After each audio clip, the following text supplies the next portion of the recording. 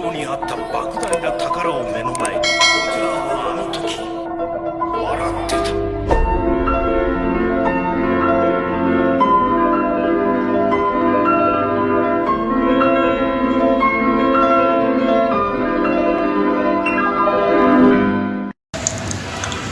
Hai sobat nakama semua, kembali lagi bersama channel Kupang Review Anime di sini. Saat ini yang dikenal dalam dunia One Piece sebagai sosok terkuat di angkatan laut adalah tiga laksamana tinggi, Kizaru, Fujitora, dan Ryokugyu. Ditambah laksamana armada besar Akainu pun semakin mantap kekuatan pihak angkatan laut saat ini. Terbukti dari Akainu yang mampu mengalahkan Aokiji dalam duel berhari-hari di Pulau Pang Hazard sehingga diangkat sebagai laksamana armada besar. Namun, sebelum mereka berjaya, tahukah kalian ada eranya Monkey the Garp? Garp mungkin sudah menua sekarang. Meski begitu, terungkap sejauh ini kalau semua bajak laut tenor di era Roger pernah merasakan melawan sosok yang satu ini. Penasaran soal kakek dari Baka Sencho kita ini? Inilah kumpulan fakta Monkey the Garp paling menarik yang sudah saya kumpulkan khususnya dalam Perang Marineford dan lain-lainnya. Langsung saja kita kupas tuntas secara tajam, setajam pisau dapur para koki di restoran Barati. Yarodomo, ikuzo temera. 1.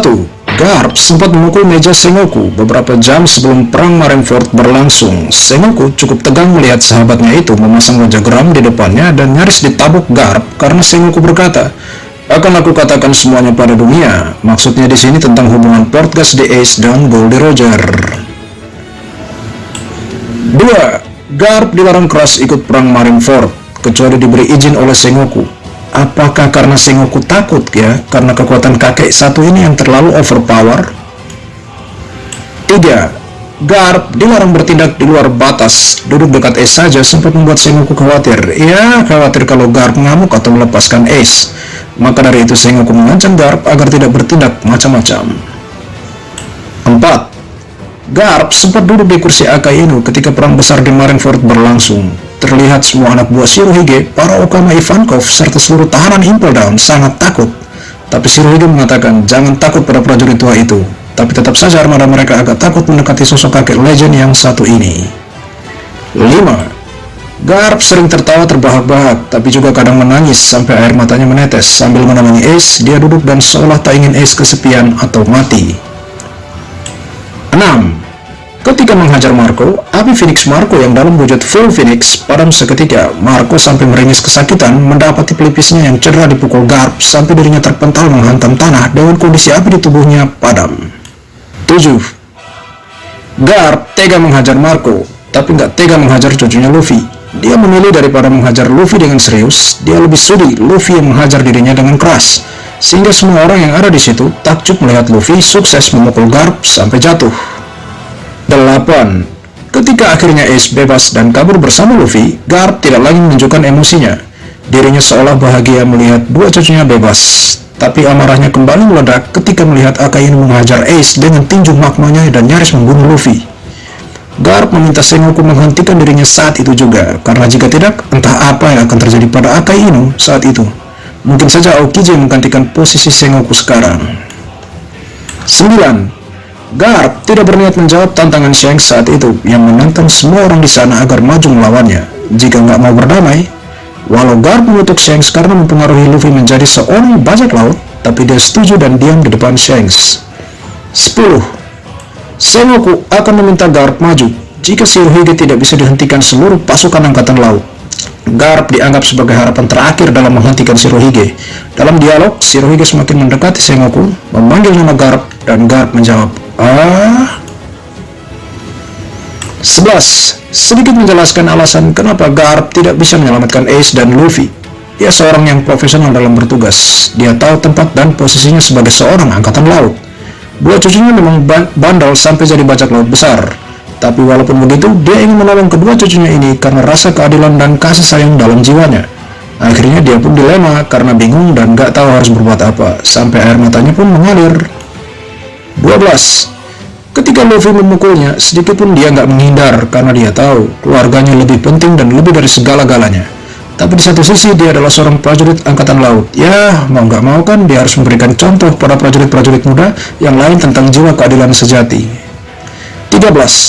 menghancurkan 8 gunung hanya untuk latihan melawan Don Chinjao. Don Chinjao adalah legenda hidup di era Luffy, bahkan di usia yang sudah tua pun dia bukan lawan yang mudah untuk ditemukan. Terus bagaimana dengan dirinya di masa muda, di mana kepala Boro yang menjadi senjata andalannya ini masih prima? Sudah jelas kekuatannya pun lebih dahsyat lagi. Garp pun tidak menganggap remeh Chinjao. Sebelum duel dengan Chinjao, dia mengaku sudah menghancurkan 8 gunung.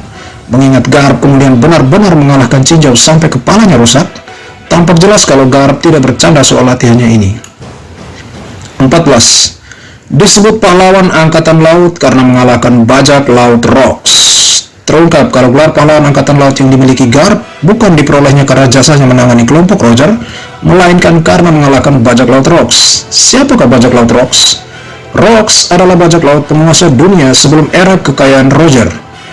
Beberapa anggota kelompoknya saja di kemudian hari menjadi Yonko, seperti Edward Newgate, Shirohige, Charlotte Linlin Big Mom, dan si monster raja binatang buas Kaido.